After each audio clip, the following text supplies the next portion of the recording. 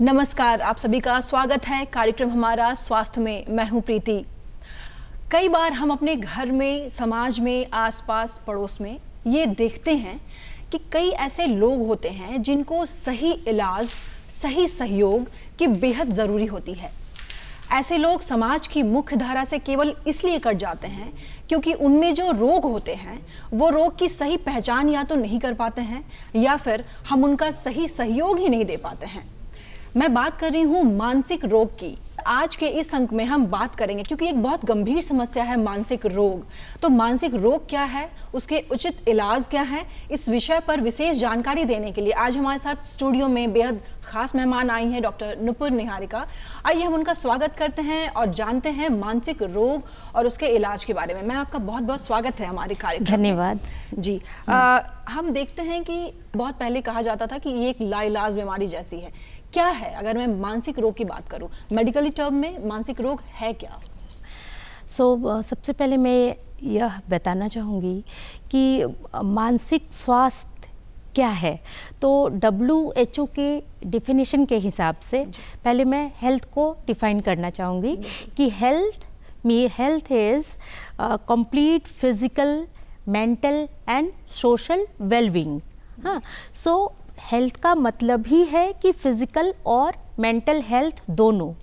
But जब बात आती है हेल्थ की तो ऑलवेज हम लोग फिजिकल हेल्थ की तरफ ध्यान देते हैं और जो बहुत इम्पॉर्टेंट कंपोनेंट है मेंटल हेल्थ, उसकी तरफ ध्यान नहीं देते हैं या फिर इसके बारे में लोगों को अवेयरनेस की कमी है और इसके बारे में हमें लोगों को जागरूक करने की ज़रूरत है। तो मेरा पर्पस भी है कि मैं लोगों को मानसिक बीमारियों के बारे में बताऊं और ये क्या है और इसके लक्षण क्या होते हैं और कैसे इसको हम लोग ठीक कर सकते हैं। तो अगर इसको समझने के लिए कि ये कैसे हो सकता है, क्या कारण है, तो बहुत सारे मैं हमेशा अपने पेशेंट्स को बताती हूँ, एक मेडिकल मॉडल को देकर समझाती हूँ कि मानसिक बीमारी भी बाकी बीमारियों ही की तरह ये भी एक बीमारी है।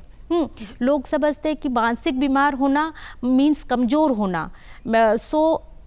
अगर वो सफ़र करते भी हैं तो वो कहते हैं, उसको डिनाई करते हैं, एक डिनाइल होता है कि नहीं नहीं मुझे तो नहीं है, मैं कमज़ोर नहीं हूँ। और फिर वो बहुत दिनों तक सफ़र करते रहते हैं और इसको एक्सेप्ट नहीं करते हैं। तो पहले हमको ये समझना है कि जैसे डायबिटीज़ एक बीमारी है जिसमें इंसुलिन नामक हार्मोन की कमी होती है। तो इसमें हम लोग इलाज के लिए जाते हैं और वो उसको हम लोग बहुत हद तक कंट्रोल रख सकते हैं और इसके साथ साथ एक्सरसाइज और डाइट होती है।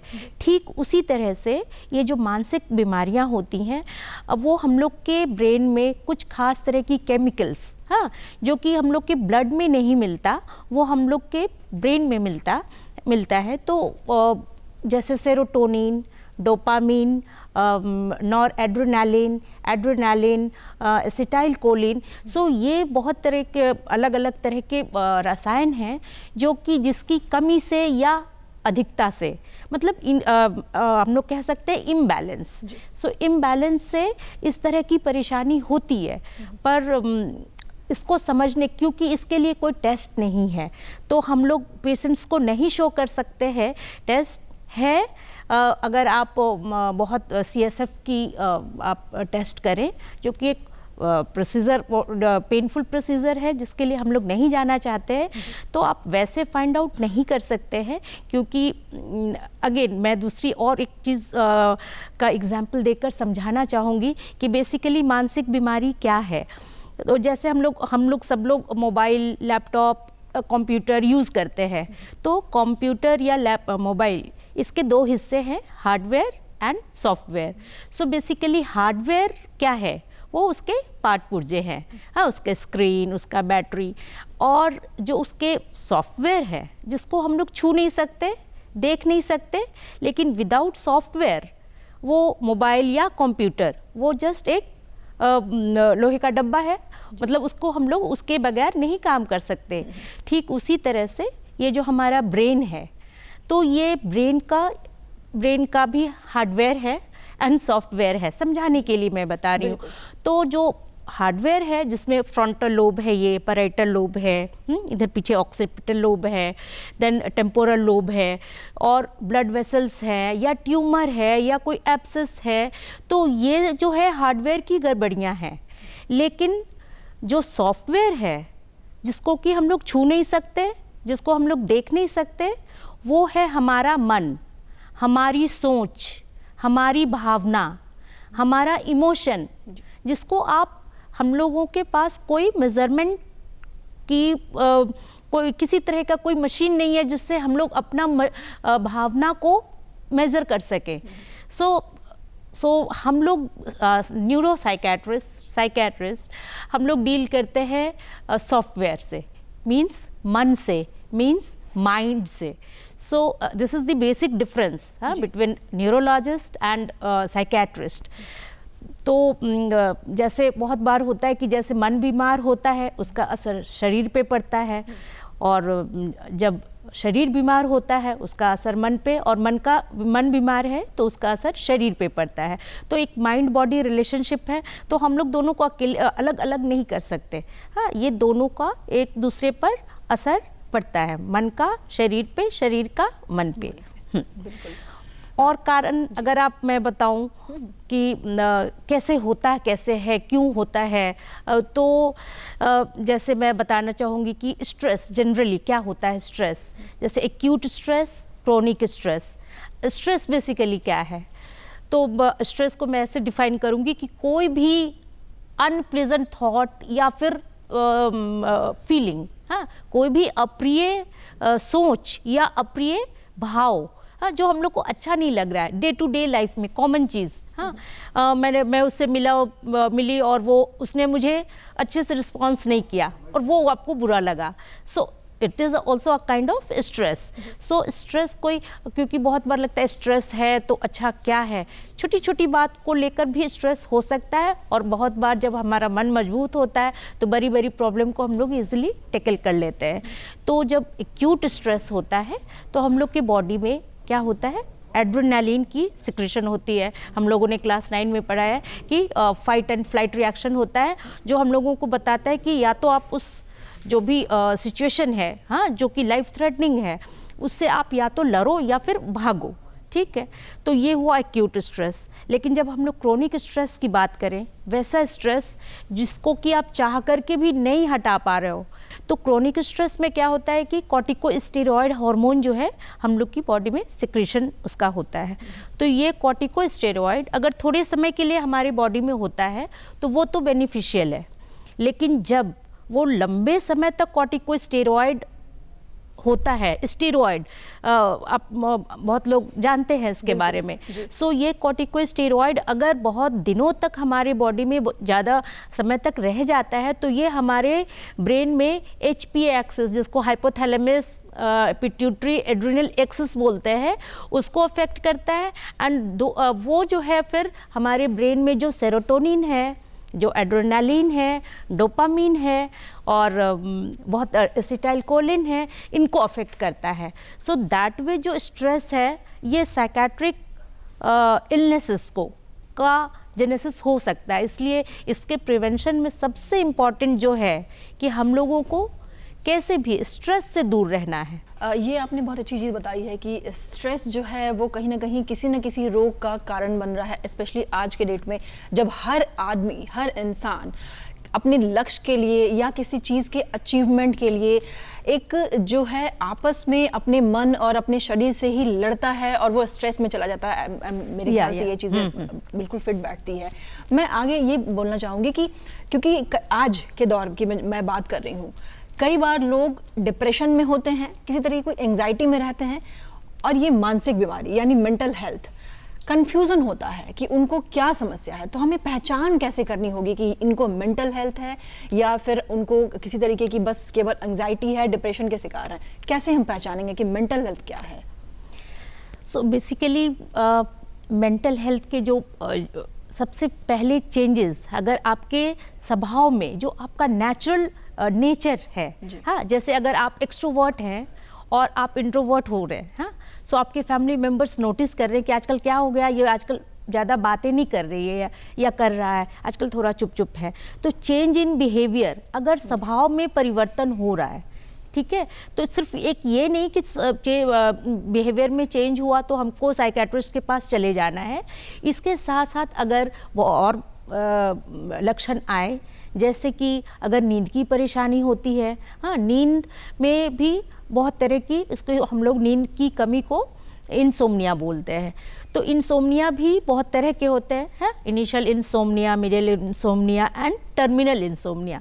तो इसमें भी हम लोग पूछते हैं कि अच्छा नींद में क्या दिक्कत होती है, नींद के आने में दिक्कत हो रही है, या फिर आप सो तो जाते हैं, नींद बार बार खुल जाती है, या आप जितने बजे तक उठते थे, जैसे अगर कोई इंसान 5 बजे उठ रहा है लेकिन उसको 3 बजे ही वो जग जा रहा है और फिर नींद नहीं आ रही है, सो उसको टर्मिनल इंसोम्निया कहते हैं। इसके साथ बहुत सारे सिम्टम्स हैं, जैसे अजीब हरकत करना, ज़्यादा बोलना, बड़ी बड़ी बातें करना, ऐसा होना जो कि कुछ पहले ऐसे नहीं थे लेकिन अब ऐसा हो गया है। दैट इज़ वेरी इंपॉर्टेंट, हाँ, कि पहले इनका बिहेवियर बिल्कुल ऐसा नहीं था, क्योंकि अगर किसी का स्वभाव ही ऐसा है, हाँ, किसी की हाइपरथाइमिक पर्सनालिटी है, सो वो आप डिजीज़ नहीं हुआ, वो डिसऑर्डर नहीं है। तो अगर कोई बिहेवियर में चेंज है, कुछ दिनों से है, तो फिर हम लोग उसको कंसिडर कर सकते हैं। और ये एक इम्पॉर्टेंट चीज़ होता है कि अनलेस अनटिल आपके डे टू डे रूटीन में कोई चेंज नहीं हो रहा है, मान लिया ठीक है कि मैं पहले बहुत शांत थी और अभी ज़्यादा बोल रही हूँ, but I am able to work, हाँ, प्रॉपरली, मैं घर भी देख रही हूँ, बाहर भी देख रही हूँ, तो तब तक बहुत वो नहीं कहेंगे कि इसको एकदम अब डॉक्टर को दिखाना है। अनलेस अनटिल की day to day routine affected है और ये जो परेशानी है कोई मेडिकल इलनेस की वजह से नहीं है या फिर कोई सब्सटेंस एब्यूज की वजह से नहीं है, तो तभी हम लोग इसको साइकेट्रिक डिसऑर्डर मानेंगे कि जब इस तरह की परेशानी हो। इलाज की शुरुआत कब कर देनी चाहिए? जब कुछ ऐसे बदलाव नज़र आ रहे हैं तो हमें इमीडिएटली इलाज कराने की शुरुआत करनी चाहिए? ये डिपेंड करता है कि किस तरह की परेशानी है।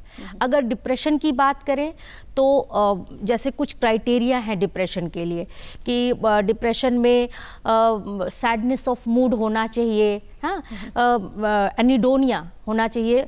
एनिडोनिया का मतलब कि lack of interest in surrounding, जो चीज़ों में बहुत अच्छा लगता था उन चीज़ों में भी इंजॉय नहीं कर पाना, जैसे मार्केट जाना अच्छा लगता था, शॉपिंग करना अच्छा लगता था, कुछ खाना बनाना अच्छा लगता था, मूवी देखना अच्छा लगता था, अब उन कामों में भी अच्छा नहीं लग रहा है, हाँ, लगता है कि अच्छा क्या है, डलनेस है, या फिर आपको बहुत वीकनेस है, हाँ, और ये परसिस्टेंट है, परवेजिव है और लगातार 2 हफ्ते तक है, ठीक है, तब हम लोग वो डिप्रेशन की क्राइटेरिया में वो आ रहा है, ठीक है। तो अब उसके साथ भी कुछ माइनर सिम्टम है, नींद की कमी, भूख की कमी, मेमोरी में प्रॉब्लम, तो इस तरह की परेशानी अगर डिप्रेशन ये हो रहा है तो हम लोग क्राइटेरिया इसको भी डिवाइड करते हैं कि माइल्ड है, मॉडरेट है, सिवियर है। अगर ये सिर्फ माइल्ड है, मतलब कुछ 1-2 ऐसा सिम्टम आ रहा है और पेशेंट को वो काम कर पा रहे हैं और उनको पता लग रहा है कि मैं थोड़ा परेशान हो रहा हूँ, मतलब अगर ये माइल्ड डिप्रेशन के क्राइटेरिया में है तो कभी कभी सिर्फ बातचीत करने से समस्या का समाधान हो जाता है कि कोई अच्छे फ्रेंड हो जो उनके मन को समझ सके। तो हमेशा हम लोगों को ज़रूर वेंटिलेट करना चाहिए। सो वेंटिलेशन एक प्रोसेस है जिसको हम लोग थेरेपी में यूज़ करते हैं, जिसमें अपनी मन की बात जस्ट शेयर करने से ही बातों बातों में ही उसकी उस प्रॉब्लम जिससे हम लोग सफ़र कर रहे हैं उसका आंसर वो मिल जाता है। तो लेकिन हाँ, जब अगर इलनेस मॉडरेट हो, मॉडरेट डिप्रेशन हो या सिवियर डिप्रेशन हो तो फिर हमें डॉक्टर को मिलना होगा और साथ साथ दवाइयों के साथ साथ कुछ चेकअप भी हम लोग करवाते हैं, क्योंकि बहुत सारे टाइम्स मेडिकल प्रॉब्लम से ये की वजह से भी हो सकता है, जैसे हाइपोथायरॉयडिज्म। तो हाइपोथायरॉयडिज्म में भी डलनेस आता है, तो हम लोग को इन्वेस्टिगेट करवाना पड़ेगा कि कहीं ऐसा तो नहीं कि ये थायराइड की वजह से है। तो बहुत सारी जो भी परेशानियां हैं अगर ये तो डिप्रेशन की बात हुई, अब है जैसे OCD है, हाँ, जिसमें बार बार रिपीटेटेड इंट्रूसिव थॉट्स आते हैं, इमेजेस आते हैं, एंड डिस्पाइट कि ये सब अननेसेसरी है, वो थॉट्स कीप्स ऑन कमिंग, हाँ, वो हम लोग उस चीज़ को रोक नहीं पाते हैं। जैसे बहुत आपने देखा होगा कि बहुत सारी महिला या फिर जो लोग सफ़र करते हैं बार बार सफाई करते हैं, बहुत ज़्यादा एक्सेस सफाई करते हैं, हाँ, उनको पता है कि ये साफ़ है, उसके बाद भी वो सफाई करते हैं। या चेकर्स, हाँ, बार बार उनको डाउट लगता है कि मैंने ठीक से दरवाज़ा बंद किया या नहीं किया, ताला चाबी को ठीक से लॉक किया कि नहीं, गैस का नॉब ठीक से ये किया कि नहीं, क्योंकि डर है कहीं छूट गया तो ऐसा हो जाएगा। सो डिस्पाइट ऑफ नोइंग कि मैंने बंद कर दिया है, फिर भी वो नहीं कंट्रोल कर पाते हैं, तो वो OCD की परेशानी होती है।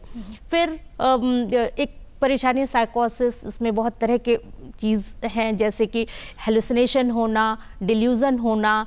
तो इसमें जैसे हेलुसिनेशन क्या होता है कि काल्पनिक चीज़ें या तो सुनाई देना या दिखाई देना या महसूस होना, हाँ, तो ये हेलुसिनेशन होते हैं। किन्हीं को डिल्यूज़न होता है, जैसे शक होना जो चीज़ें नहीं हैं, हाँ, कि मेरे अगेंस्ट कुछ है, कोई लोग हैं, या फिर बहुत तरह के डिल्यूज़न हैं। तो ये साइकोसिस ग्रुप में है। तो बेसिकली इनका ट्रीटमेंट थोड़ा मुश्किल होता है क्योंकि इसमें इंसाइट की कमी होती है, तो इसमें ट्रीटमेंट काफ़ी डिफ़िकल्ट होता है। और इस केस में फिर हम लोगों को दूसरे अप्रोच से ट्रीट करना पड़ता है, फैमिली मेम्बर्स के हेल्प लेने पड़ते हैं।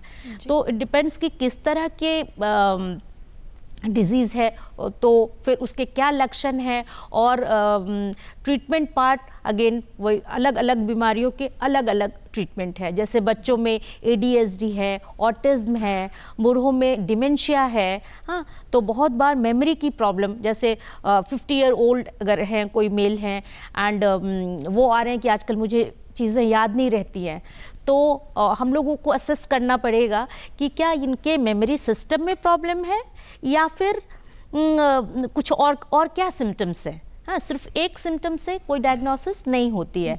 तो अगर जस्ट मेमोरी सिस्टम में प्रॉब्लम है, जैसे मेमोरी के 3 कंपोनेंट है, first registration, then storage and then recall, ठीक है। तो डिमेंशिया जो चीज़ है जो अबव 65 जनरली होती है, सेनाइल डिमेंशिया होती है, अल्जाइमर्स डिमेंशिया, तो उसमें मेमोरी सिस्टम में है प्रॉब्लम, हाँ। एंड डिफ्रेंशिएटिंग फैक्टर यही है कि वो ये नहीं बोलेंगे कि मुझे भूलने की प्रॉब्लम है, रादर वो उनको एहसास ही नहीं होगा कि मैं भूल रहा हूँ। जो लोग बहुत वरिड हैं कि मैं भूल रहा हूँ and I need checkup, I don't know, मतलब मैं चीज़ें रख के भूल जाता हूँ, ये तो उनको ज़रूर कुछ और भी चीज़ें हो सकती है। जैसे कि डिप्रेशन में एक चीज़ होती है lack of attention and concentration.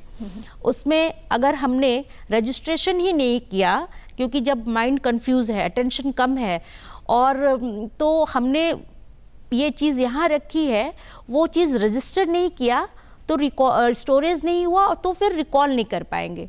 तो इसको हम लोग कहते हैं कि अरे मैं तो चीज़ें भूल रहा हूँ, लेकिन जब हम लोग 3-4 काम एक साथ करते हैं, कभी कभी ये नॉर्मल भी है, सो दैट डजंट मीन कि ये बीमारी है। हाँ, सो नॉर्मली भी अगर हम लोग खाना बना रहे हैं, उसके साथ कुछ और भी कर रहे हैं, तो अच्छा भूल गए कि बीच में, हाँ, so that is normal also, so that doesn't mean कि वो उनको कोई डिप्रेशन है या डिमेंशिया है।